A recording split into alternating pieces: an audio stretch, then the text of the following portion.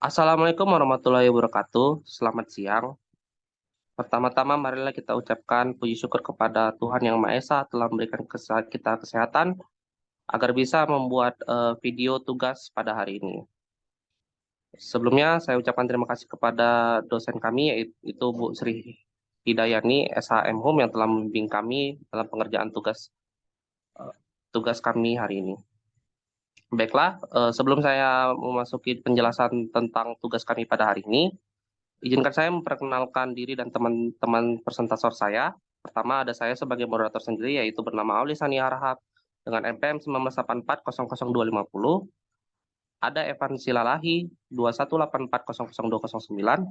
Ada Agnes Liliana Putri Simbolon 2184000029. Ada Serla Tarigan 2184000095. Ada Wilfridius Mahulai 2184000217. Ada Azwar Anas 2184000007 sebagai presentator. Sebelum kita memasuki materi, izinkan saya untuk mengantarkan kepada teman-teman tentang judul tugas kami pada hari ini, yaitu adalah tugas dan wewenang Badan Pengawasan Obat dan Makanan yang biasa disebut BPOM terhadap kosmetik yang berbahaya. Baiklah, izinkan saya mengantar materi pada hari ini, yaitu latar belakang kami kenapa mengangkat ini sebagai tugas kami. Kosmetik adalah alat rias yang biasa digunakan untuk wanita untuk mempercantik dirinya. Namun kosmetik ini dibuat dengan bahan-bahan yang sangat alami seperti dari tumbuhan atau zat buatan yang diolah sesuai dengan standar kesehatan yang telah ditentukan agar manfaatnya menimbulkan bahaya bagi penggunanya.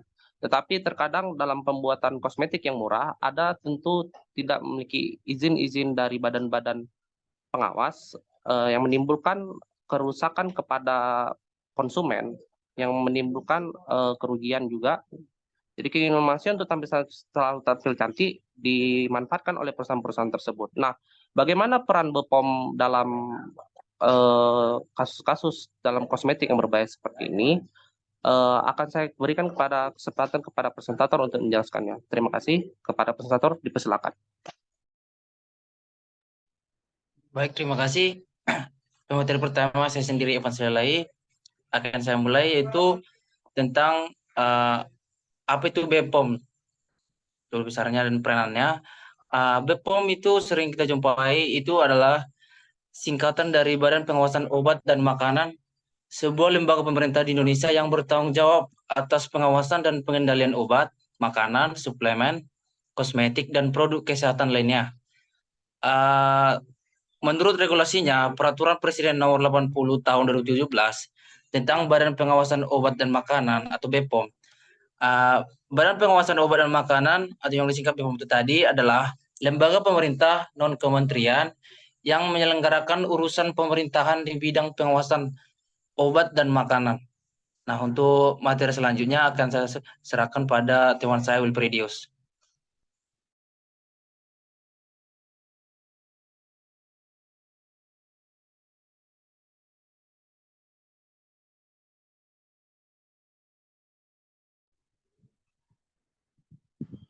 Baik, saya akan membacakan peran BPOM sangat penting dalam melindungi kesehatan dan keselamatan konsumen Indonesia, serta memastikan bahwa produk-produk yang beredar di pasar memenuhi standar yang ditetapkan.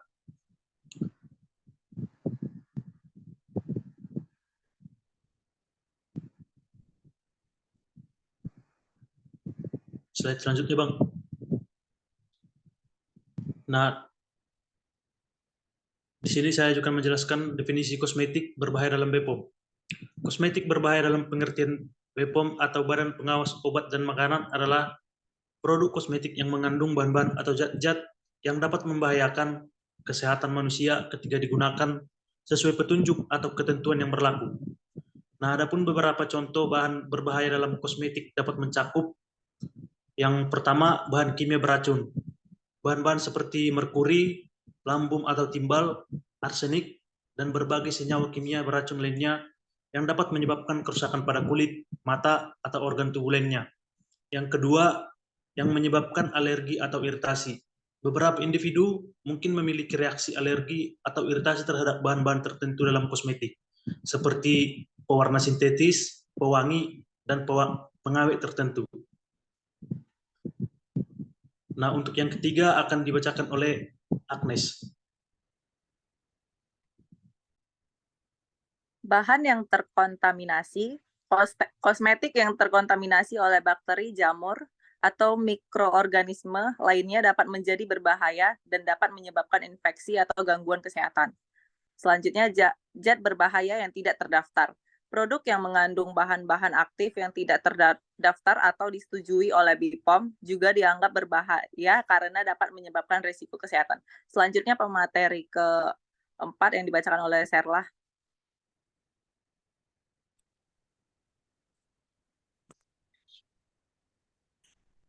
Saya akan menjelaskan tentang tugas dari BPOM.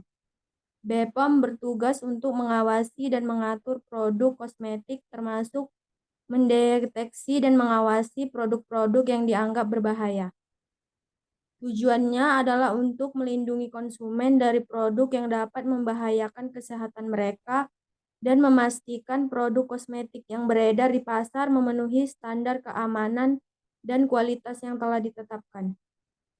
Jika ditemukan produk kosmetik yang berbahaya, BPOM dapat mengambil tindakan termasuk menarik produk tersebut di pasar.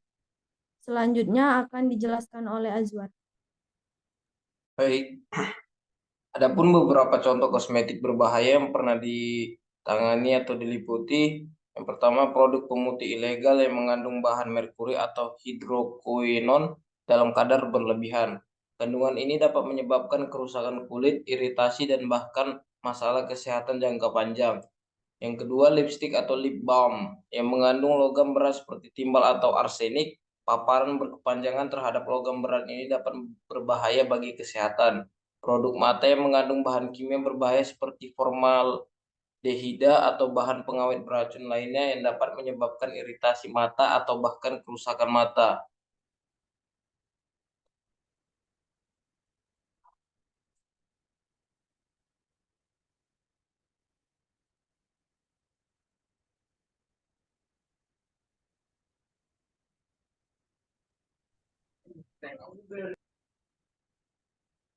Selanjutnya akan dilanjutkan oleh pemateri kita, pemateri ke-6, Bang Sani.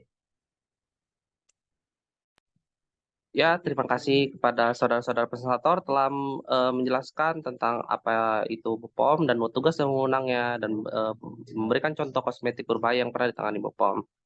Jadi saya sebagai moderator akan memberikan kesimpulan dan saran, yaitu tugas dan wewenang secara umum Badan BPOM diatur dalam Peraturan Presiden Nomor 80 Tahun 2017 dan tata kerja organisasi Badan BPOM juga diatur dalam Peraturan Kepala Badan Pengawasan Obat dan Makanan Nomor 29 Tahun 2017.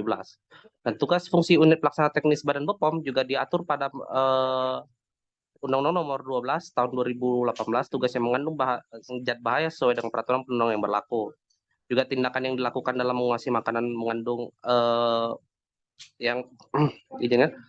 tindakan yang dilakukan dalam menguasai kosmetik yang mengandung zat berbahaya dan beracun diatur dalam peraturan bersama Menteri Dalam Negeri Badan Pengawasan Obat dan Makanan Nomor 43 Tahun 2013, Nomor 2 Tahun 2013. Dengan adanya tim pengawas terpadu, Badan POM melakukan tindakan pengawasan terhadap kosmetik yang mengandung zat berbahaya dan beracun dengan pengawasan pre-market atau pra-pasar atau post-market pasca pasar.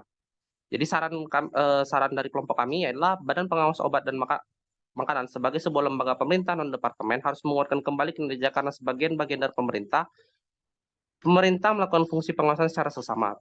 Namun terhadap makanan yang kosmetik yang mengandung zat berbahaya yang ada di lingkungan masyarakat untuk lebih aktif dan terencana. Jadi direkomendasikan untuk ada peraturan yang mengatur tentang tugas yang secara jelas mengenai Badan POM berdasarkan komoditasnya termasuk kosmetik yang mengandung bahan berbahaya.